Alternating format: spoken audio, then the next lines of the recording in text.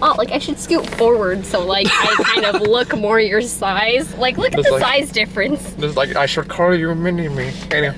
Okay, see what that looks a little more proportional when I'm a little bit. I lean forward when I do these reviews apparently, see, unless I'm feeling tired. You can lean back and then I'll lean forward a little. And there you go. Small... We'll do like a perspective change, like doing like The Hobbit or Lord of the Rings. More Lord of the Rings than The Hobbit. Yeah, Hobbit was like.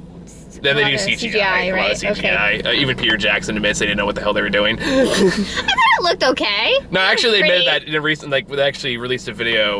We'll talk about the movie in a second. They actually just released a video in the Third Army DVD that basically is a whole documentary saying we didn't know what the hell we were doing. We were making it up on the spot. But we had 3 years of playing for Lord of the Rings. We had significantly less than that for The Hobbit. We had no idea what we were doing going into this.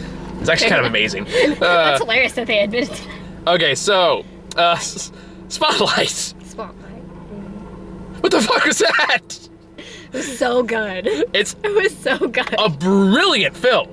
So good. But we don't pick easy movies to talk about. Apparently not when I'm reviewing. Well, because this is originally supposed to be the review for Love the Coopers, but I was looking at the showtimes for this theater, and I was like, oh, cool, Spotlight's playing here. I really want to go see that. So it was kind of an impulse decision. It's like, you just want to say fuck it and just go see this movie instead. And then I hadn't even seen the trailer until like the day before. I saw the trailer the day before when you were texting me. You're like, okay, let's go see that. And I was like, is that the one with Mark Ruffalo? Yep. It's like Michael Keaton, Mark Ruffalo, fuck yeah. Yeah, exactly. It's kind of like, oh, cool, so it has Mark Ruffalo and Michael Keaton and Rachel McAdams. Any movie with Mark Ruffalo, I am automatically biased against because it legitimately hurts my heart to know that I will probably never meet him, let alone marry him. Just announce your ambitious goals right here. It physically hurts my heart to know that fact. I love Mark Ruffalo so much. I feel like I should be insulted somehow. I'm not sure how. He's just so gorgeous. Okay, anyways. Feel a little inadequate. Away from the Mark Ruffalo. Okay, so yeah. We're gonna talk about hardcore child molestation today. Yeah. Are we talking about the trailers first? No, we talked about trailers last. Last? Are we talking about last? Yeah. I don't remember doing them first. Anyway, okay. I don't remember. I don't know why you know that. But, movie. Anyway, so yeah, Spotlight. This movie is fucking brilliant. I didn't even know it was a true story. Yeah, you didn't realize it was a true story until like halfway through. And you turned to me and goes, is this all true? And I'm like, it probably is. My heart. Because the pacing, the writing, the acting. Pacing is perfect. That's what I was going to say. The pacing. Oh, I didn't even think about that. It's perfect. The pacing is phenomenal. It's like this is the most fucking haunting movie I've seen all year. More than any other horror movie, any other work of fiction. This one is just fucking haunting because it's very, very likely that all of this is completely true. Yeah. Or at least the data they're sharing. It would seem like it, yeah. Because this is not like, this is how you do a fucking true story right. Because the way it's paced out, the way it's presented, it feels completely authentic. It feels, and like, the acting is so beyond good, and it's not melodramatic. No. It's not. That's a big important thing too. It's not melodramatic. It presents the facts as is and lets the people react how people would react. Yeah. And it does it in just the right tiny bits of information. And the more you get into the controversy, the more you get into it, like the more shocking and just abhorrent and just how like, holy shit, that this movie becomes towards the very end. By the end of it, you're just sitting there like, oh my god. Yeah. Yeah. Fuck! Yeah, it was so good. Really honest. I feel like everyone was super like into their character and. Oh yeah, like cast did a phenomenal job. Even like what's this Sabretooth guy? I don't know the actor's name. I don't know his name. Wolverine's brother. In the crappy Wolverine. That guy, like he wasn't even on screen that much, and I was impressed. Like. Yeah, like I've seen him in a few other stuff, and I've always liked him okay. I've never been a huge fan of him, but like he did good here. I think he did really good. No. And. I mean, like, this is such a tricky issue. This is such one of those issues that, honestly, like, this is what bugged me about Bridge of Spies. I don't even ever saw that one. That was a Steven Spielberg movie with Tom Hanks that came out earlier this year. No, I didn't see it. Yeah, well, like, that one kind of tackled something similar in that mostly just how people respond to, like, not necessarily controversy of this nature, and just have some people like are just like, don't talk about it, or don't do this, don't do that. And that one I felt was more heavy-handed. This one feels so much more natural, and like I believed every reaction I saw in this. Everything. Every reaction in this movie just felt so legitimate, and even like the people who wanted to cover it up were just kind of like, okay, I completely buy this. Yeah. It's so believable. It was good. And it's such an amazing movie. Like setting. Oh, I love Boston. So just like everything about it was just like, oh, it was pictured so perfect. I was just in Boston, so it was like making me nostalgic in the most awkward and awful ways ever. But like I was just I miss there. those Catholic priests. I was just there, so like it hit me really hard because like I was just seeing like all the beautiful churches, like all like I like right when the movie started, I was like, yeah, there's a million churches in Massachusetts, like no matter where you go. And it's every church you see in this movie, it just makes it so much more fucking haunting. Yeah. Like that's the thing though, like the atmosphere, and it's like it just in this movie just builds this uncomfortableness. Yeah. Especially when you get more and more into just how deep the whole priest controversy goes. And so every time you pan over to a shot of a church, you just get incredibly uncomfortable.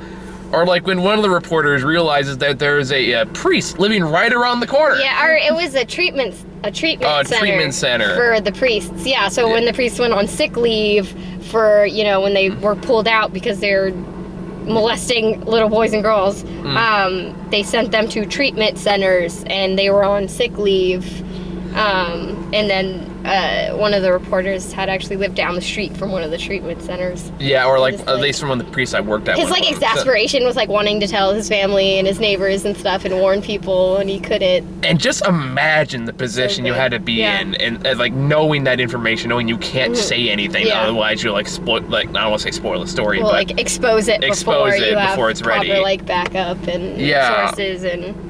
Yeah, it's like there's just a lot of emotional complexities in this movie, and like even though like this movie didn't have enough time for characters as maybe I would have liked, it still like nails the reactions perfectly. Yeah, and I feel like for some of them you can see. Yeah, like even like not everyone.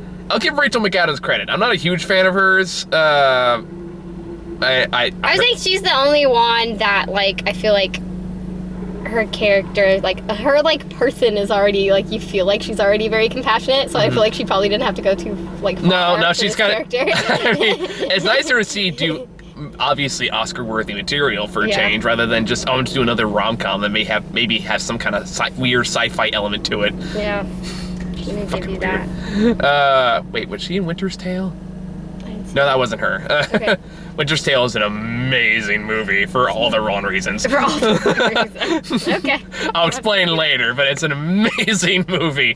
But completely opposite of this movie. Anywho, where's it going with this? Anyway, so yeah, nice. Rachel McAdams did good with the material too, and she like again, her reactions and her point of view, it just again feels so earned. Yeah. And even like when it's introducing a lot of new characters pretty frequently throughout the movie, I never felt lost either. Like the pacing is just so good. Yeah, the pacing's really good. Oh yeah, I'm sorry, it's just a great movie. I'm still absorbing it. I know, it's not like Aloha where you spent the entire like 30 minutes sorry what the hell just happened. Fuck. And that was even better because I was fucking watching Batman like this morning. So I was like, I go from that character to this character, and it was just like awesome. I just know this Michael Keaton from Birdman last year. Yeah, and I just watched Birdman like a week ago too. Love that movie. I'm getting so much Michael Keaton right now. I fucking love Michael Keaton, man. I don't care what age. Michael Keaton is in his fucking prime. All right.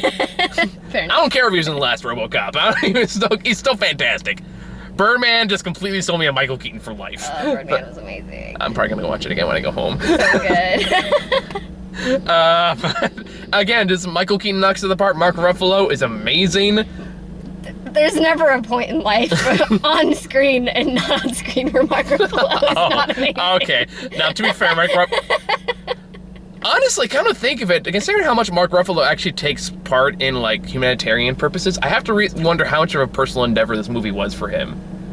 I don't know. Yeah, I'm just something curious to find out. Like, definitely curious about that. Especially towards the end, towards the end of the movie when he finds out, like, he gets a hold of these sealed documents, and he wants to publish it right away, but Michael Keaton tells him no because we gotta wait to get all the information in first.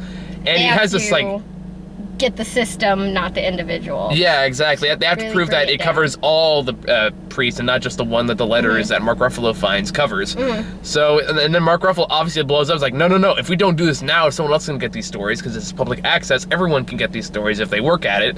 So we got to beat him to it. But it's like, no, we got to wait. And Mark Ruffalo just has kind of this huge breakdown. And then you can kind of just, there's a moment in that rant, where, I don't want to say rant, but I guess monologue kind of, where he starts out like, and kind of goes into the.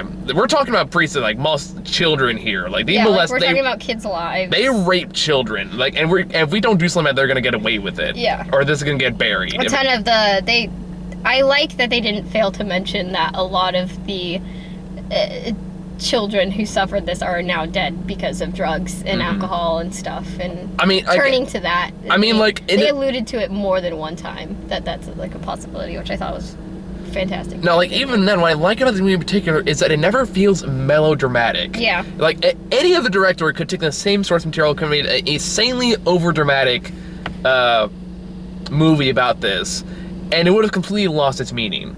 Because she was like, oh, okay, well, just being melodramatic, how do I know, like, how much of this is earned? But this one does it right. It does it in a way that feels authentic. And when you meet and when they actually talk to the victims, who, for all I know, could have been actual victims. I don't know, the way they were telling the story, it wouldn't have necessarily surprised me. That's just how good the actors are. If it is just actors, they did a phenomenal job. Yeah. But the stories they tell are just fucking heartbreaking. And the consequences that these situations have, and the boldness it takes in just telling these stories as they are, and not trying to sugarcoat it. And in fact, making a point that's saying we can't sugarcoat this, otherwise it loses all its purpose. Yeah. And that's just a huge important thing.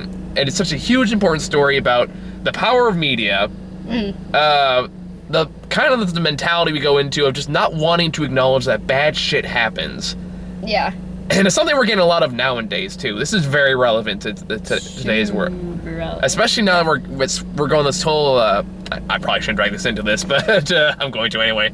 Especially the comments roll in. Yeah, I know. I'm gonna like, especially like the cop controversy we're going through right now. Yeah. Just saying things like we don't want to acknowledge bad shit happens, but it is happening, and we need to talk about it. And that's basically what this movie is about. And in fact, there are several times going.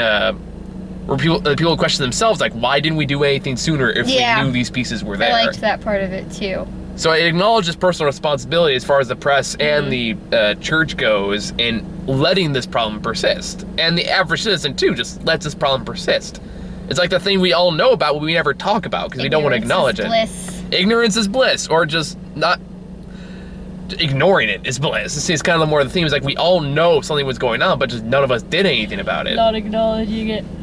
Yeah, that's crazy. And then they like had a list at the end of the movie of like all the places where like huge cases were broken, where like priests had like molested multiple. That's fucking eye-opening. Like that's crazy. Like one of them, Stockton. I think that was the only one I saw. California, but I think there was like two others. There probably was. The list went by really fast. But I saw ones like in Austria, New Zealand, and China, and all this shit. And it's like, oh my god. A lot in Africa.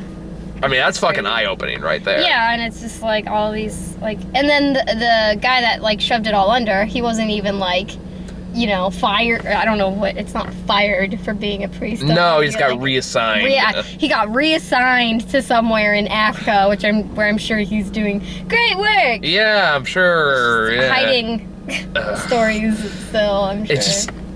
There's so much of this feels so disgusting, and it kind of comes back to, it's like, how do we let these problems persist? Yeah. And the fact that we're still fucking doing it. Which side of history do you want to be on, I think. There's a lot of those comments made, like, before. That's a good way to point it, like, just how far, like, what side of history do you want to be on? Or is this something you want to expose? Or do we want the trouble? Do we want the controversy? Do we want that fire coming down on us? And those are all insanely hard questions for topics that need to be talked about. And I may be naively optimistic here, but I do think we're getting to a point in our society where we are talking about these things more freely. Yeah. Like, I don't know if, like, especially with, like, I'm feeling that. Like, especially, like, in the news, and even, like, late-night talk shows are getting more... I think a lot of people are getting called out. Yeah, like, I don't know if you ever watched Last Week Tonight? Yeah. Yeah. Absolutely. Love that show. Absolutely. I watch it on YouTube, so I hardly ever see, like, the full episodes, but they actually have, like, good 20-minute segments from, like, like, you want to talk about a show that talks about all the uncomfortable shit that we don't want to talk about and makes it funny? Yeah. Last Week Tonight does it every fucking week.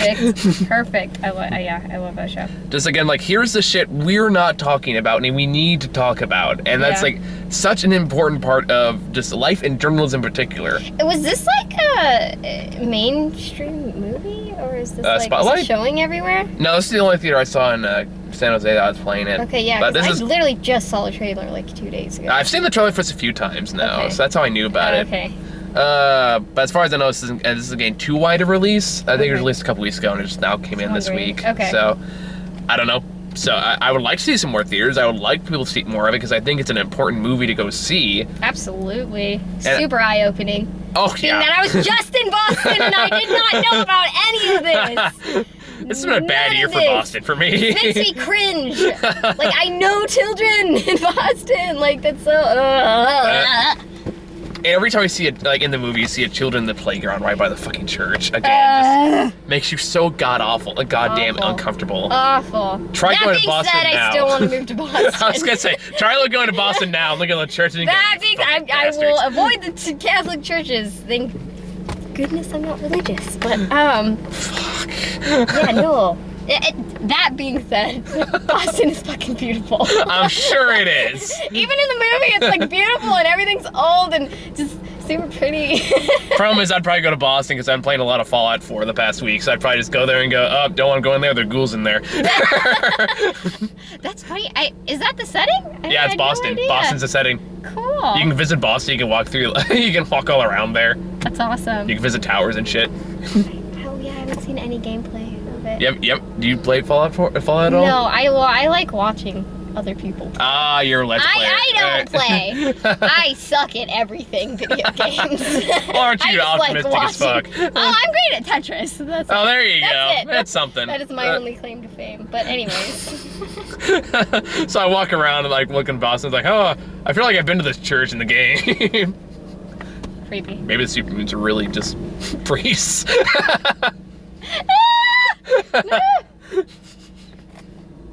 You're probably gonna burn in hell for that joke. Probably. It's okay. I've said worse shit. You see the Nowhere review. That was a fun time. Grant's gonna be so mad I didn't take him to see this one. Sorry, Grant. Sorry, Grant. The Brooklyn's playing here. That's like 99% of Rotten Tomato. We'll go check that. I'll take them to see that. I already called dibs on some of the other movies too, Grant. Yeah, I'll get to those. We're gonna see the trailers. Sorry. I kind of forgot about it until like this morning. I was like, oh shit, probably should have asked him. Oh well. Oh well. I can come to the next one. Yeah, he'll see it on his own. We'll text about it. We'll be cool. It's okay. We'll go and review like episodes of Jessica Jones that came out today. We'll be good. MSC3K is coming back. You know that. I heard about that. Oh my god. Fuck yeah. I'm so down. Talk about a tangent. Yeah. Oh, because that never happens on this show. I watched the review on Hotel Transylvania 2. We spent most of it telling stories. Well, I mean, yeah. What else are you gonna do? Yeah, really. Yeah, that's a fair point. For the review of Burnt, I think I spent a majority of the time retelling the movie as if it was a rookie crime drama. Burnt? Burnt, like that was the chef movie with Bradley Cooper. Oh, with Bradley Cooper. Oh, did it suck? It was very good. It got really bad reviews. It wasn't very good, but I think the joke I made though was just that, you know, just a few rewrites, you can easily make this into an 80s cop movie. Oh god, I want to see that now. I feel like that would be way better. I know, we did interpretation, it was better. Solid. Yep, because like, damn it, man, like there's literally, I don't want to get on too much of a tangent. Okay. That's again too cold for you? No, I like it. I put it away because my contacts are getting dry and now I'm hot. So I did not know you were contacts. Yeah. Big time. Alright, I learned something new today. But yeah, this is just a phenomenally good movie, and it does exactly what it needs to get the point across. I mean, I haven't had a movie that's hit me this hard since Dear White People last year. I didn't see that. That's a phenomenally good comedy, and that's on Netflix. I want to see it. I'll watch it then. Because that one, like, you want to talk about another eye-opening movie? That movie, do you know what the movie is? I heard about it, but not much. We saw that with a couple people who like know what they're talking about as far as racism goes, and the most shocking part about it is the climax is that there's this racist frat party where like everyone's wearing blackface and stuff, and you think there's no way anyone would ever do that. And as soon as the credits happened multiple times. Yeah, as soon as the credits really show like actual news clippings and pictures of people that have actually done that, and I was like, holy shit. Yeah, and like recent. Yeah. In the last couple years. Recent. Yeah. So like watching that and watching the movie again with the statistics show at the very end and just how many cities this shit has happened, it's like, holy shit. Now, given this is a Hollywood interpretation of a true story, I'm sure some liberties were taken. Yeah. But the way it's presented so intelligently and with so much respect for pretty much everyone involved. I would say no one is cast in an evil light. Yeah. Even like the priest to a certain extent, like, even then, they kind of almost like show their mentality of why they do that. Yeah. And that was fucking brilliant. That was good. I honestly have zero problem with this movie. I know, right? Like, I mean, any bad things about this movie? I mean, that movie's like a little. A part of me wants to say like maybe it was like a little too long, but at the same time, I can't think of a single scene you can that cut. I would cut. Yeah, because it's just it's so fucking good. Yeah. So like, this is easy. Like, if this is not winning some awards, I'll be shocked if this is not winning something. I'll be mad. I mean, it's going to get nominated at the very least. It involves Catholic priests and 9/11's in there, so of course it's going to get nominated. But yeah. But it's been a good couple years for Michael Keaton. Yeah, I guess. Yeah, that's true. Between this and Birdman, it's like fucking hey, love you, Michael Keaton. Welcome back, good Michael Keaton. Yay. I just feel like it's so awesome that I watched Batman this morning and then to like come to this movie. I know, right? I was like, so glad we saw Still Love the Coopers. Yeah, I agree. I mean, that probably would... It would have been a lot easier movie to talk about. Yeah, it probably would have been a lot easier. But I think it was the joke I made to you, because it was like, okay, so Batman, Sabretooth, and the Hulk walk into a church. Which kind of happens in this movie. Multiple times, yeah. But like, yeah, there's really not much I have to complain about. Every movie, everything I have to say about this movie is just like, it's so amazing, and it's so phenomenal. And like, it's like the best pacing I've seen in a movie all year. Absolutely. Yep. And it just feels so real to the point where, again, it just makes you uncomfortable from beginning to end. This is going to be another tangent. Go for it. Did you see the Stanford Prison Experiment? The one where Ezra Miller? Is that a movie or is that the movie? They made a movie. Okay, because I know the actual study, but yeah, I know the actual study too. But that's why I went to go see the movie. They actually did a movie, like indie movie, on it, and it has Ezra Miller. It has like all the kids you see in like the recent indie movies. They're all in it. Okay. Yeah. Every one of the kids that you've seen. All the kids. All of them. The Marilyn Dine girl. Okay. I'm pretty sure like that kid was in it. All right. It's kind of a funny story. It was Zach Galifianakis, that main kid was in it, and then Ezra Miller. I'm pretty sure his name's Ezra Miller. Yeah, I don't know. I couldn't tell you, but it's fan-fucking-tastic, and as a psych major, you need to see it. Because it's literally, they literally took like the real clips from the actual study and like just redid them. I kind of have personal issues with the Stanford experiment, aside from the obvious unethical issues and the fact that... Well, I mean, and it's not really an experiment. No, it wasn't. No control group. There was no control group, and the conductor was so involved in the experiment that it was obviously biased. I know someone that met Zimbardo. She said he's super creepy. He ran the Stanford experiment. No fucking duh. She was like, yes, he's as creepy as That's like saying, dude, Hitler was kind of unsettling. Yeah, pretty much. Mussolini, not a nice guy. And you should see it if it... I can't imagine it's not going to come out on Netflix or something. I probably will. Sounds like Camera 3. Wow, you really go... we had to see Goodnight Mommy in that theater. What was that? That was the creepiest fucking movie. Creepy? I'm sad I didn't see it. It was a movie about like two twins who moms come back from facial reconstruction surgery, but they're not sure if it's actually their mother. And then it turns into like not a scary movie, but a fucking horrifying movie. Sounds awesome. We really liked it. I don't know, not all people did. Like, there was a twist in the end that you'll either see right away, or you'd be a dumbass like me and not get it until the very end. Did Grant get it? Is that actually, I saw my friend Muha. Grant wasn't there for this one. But I was like, he's like, no, he saw it right away. Like, he guessed it right from the beginning. I, like a dumbass, didn't even cross my mind until the end. I was like, how did I not see that? I will have to watch it then. Yeah, you should go watch it. Anyway, so yeah, like Spotlight, amazing movie. Good. Move on to trailers. We've got some good trailers. Oh, yes. And I call dibs on at least 2 of these, or at least be there. Alright. Well, if you're moving to Boston, you might have a problem with that. Whatever, I'll come back. There you go. That's what I want to hear. I feel like queer films are right up my alley, so I need to see them all. I've seen everyone on Netflix. Is that like your subgenre? It is. Is that a PC term to call it? Yeah, queer films. Is it really? Yes, that's a phrase I would never dare say because I don't want to piss anyone off. Yes, but it is. I don't talk to my PC term to call it. Okay, one of my best friends is gay, so I'd have to confirm with him. You can confirm it with it. How old is your best friend? He's the same age as me. He's literally born like a day after 60 me. queers not okay. Okay. Under 50 queers depends on who you're talking to. but most to know. people.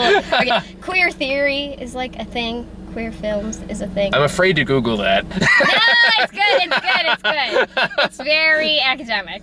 It's like when you're like, it's like looking up like cock when you're looking for chickens. You know, you're just gonna end up something you were not even remotely looking for. It's super like high academic shit. Okay, okay. It's good. I'll check it out. All right. So first trailer we got was I'm trying with a Big Short. Oh, that was the Christian Bale one. Which one? I don't remember. That was the one about the banks foreclosing. Oh, with the guy from The Office. Steve Carell. Carell, Okay, Christian yeah. Bale, Steve Carell. Ryan Gosling. Ooh. I'm actually not that attracted to Gosling. Who else is That's there? a spirit. It's a stacked ass movie. It's a stacked There's cast. So many people in that movie. Yeah, I'm a little skeptical though because I think it's directed by Paul McKay. I think his name is. I don't know. I know he made The Blind Side, and I did not like The Blind Side. I thought that movie was okay. I thought it was way too fucking cheesy. I did not like it. I mean cheesy, but it's like my mom's favorite movie. Sadly. Something your mom would probably like too. No. Whenever you have a line in the movie that goes, "You're changing this world," it goes, "No, he's changing mine." And they're at like the lunch table. Yeah, like a movie that has that line and was like, "Oh, fuck off." Fuck off, you Fair pretentious white woman. I will say I have high hopes for this movie, though. I don't know. It's one of those things. We'll see how it goes. I mean, I like the actors in it, so. Yeah. Oh, Brad Pitt's in it too. Oh yeah, I forgot he's in it. He's like a blink and you miss a shot though, which is kind of weird for Brad Pitt. Super old. He's not old. He's got a beard. He's got his like gray hairs coming out in this beard. He looks way older in this one. At least I'm not doing like the Abe Lincoln look. He was giving me 12 Years a Slave.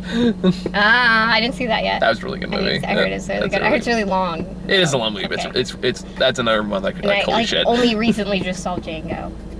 So, You only now just that movie's like 2 years old. Literally, like I saw it probably like a month ago. That was like our third episode of the show. We reviewed Django. I thought like 3 months ago. Yeah. Oh my god. It's going to our 2 years before we see The Hateful Eight. It was like I haven't seen it. It's what comes out on Christmas. Oh, okay. It's his next movie. It's, Have you not heard of The Hateful Eight? No. It's Tarantino's next movie. Oh. Well, I live under a rock apparently. Apparently so. We need to get you out more. Then we got Carol. That's the queer Want to movie. see? There's two. Was- There's one movie about. I thought that was a transgender movie. Yeah. Well, yeah. It's that falls under queer films. Oh, does it? Yes, it does. God, there's like a whole classification. I'm only now learned. Like I only learned what like mumblecore was like earlier this year. No idea what that is. You ever see the Drinking Buddies? That's really. It's basically where like a lot of lines were improvised or. Oh, that's cool. Yeah. Go see Drinking Buddies. Oh, I think you told me about it. I probably actually, did. you know what? Okay. Now that I think about it, you told me about it. So yeah, Carol is the first one. It's like lesbian couple in the 50s. Yeah. That sounds So interesting. it's like super intense. Like, what's the name of the main actress in this movie? I don't know her name. Neither do I don't I. Like, I know her name. She's super famous though. I know I've seen her in a few things, Yeah, she's been but in quite a lot. And so has the girlfriend, the other girlfriend. yeah, no, I recognize these people, but I can't place them anymore. It's gonna bug me. It's like the lawyer in Spotlight. I was like, crap, I recognize him, I can't place him. Was he in Good Night and Good Luck? What, the lawyer? Yeah, the lawyer. Oh, the Devil Wears Prada guy? Yeah. Oh, he was in Schindler's List. Oh, I never saw that. So. That's a great Steven Spielberg movie. Okay. But he was like the Jewish Heard lawyer. that. He was like kind of like the Jewish lawyer that helps Liam Neeson save a bunch of Jews-ish people. So he's a fantastic lawyer. He's a great lawyer. All right.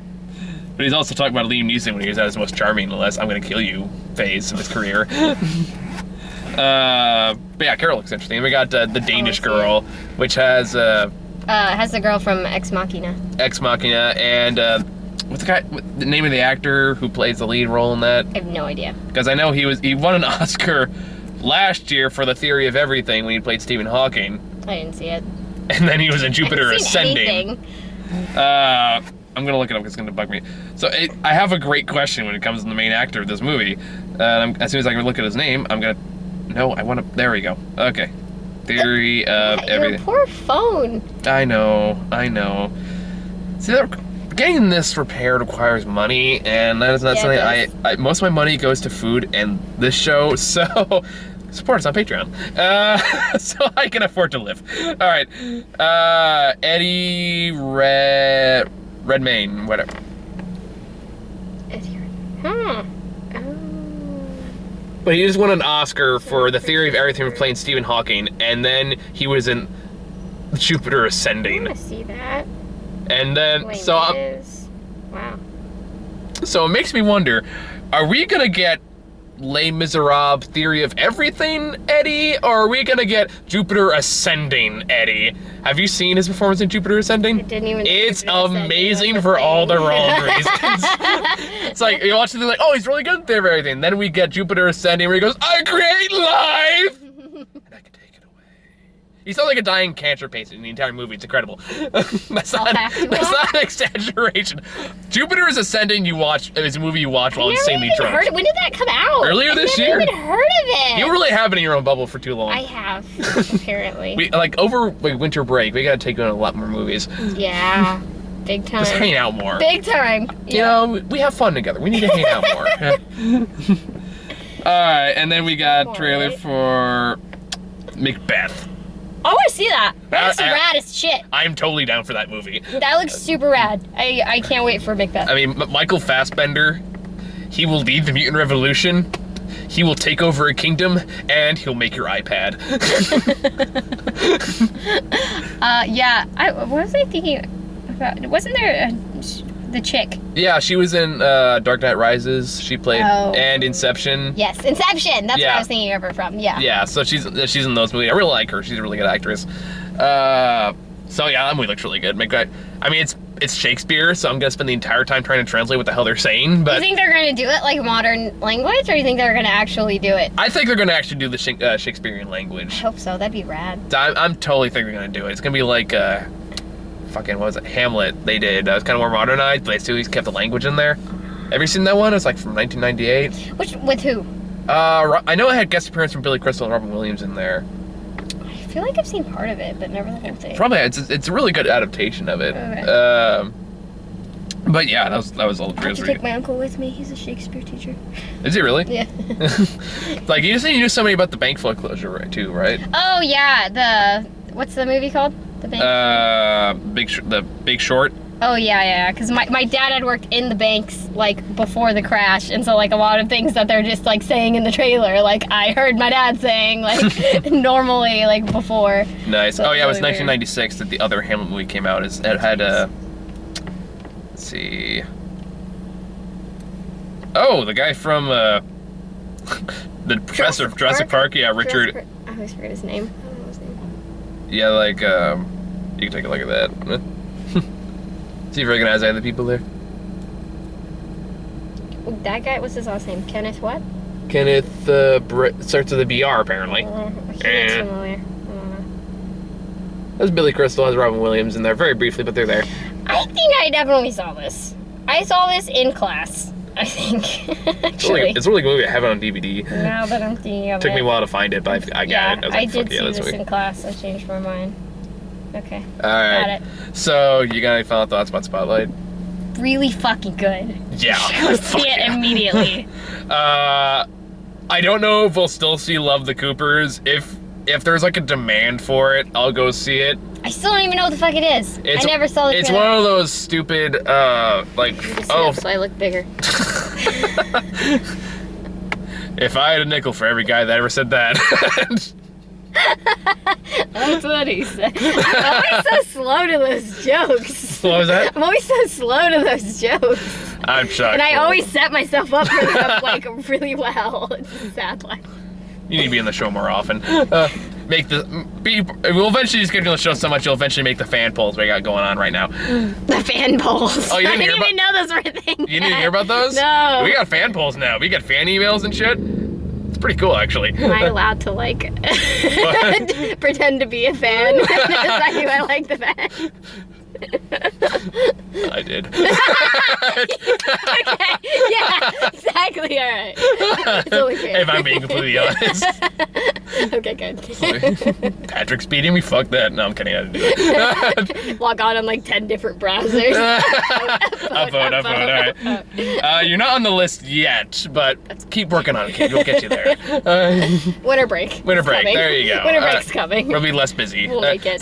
We're getting close to the end of the semester, so we're like slowly bringing everyone back in, so it's not just the me and Grant show.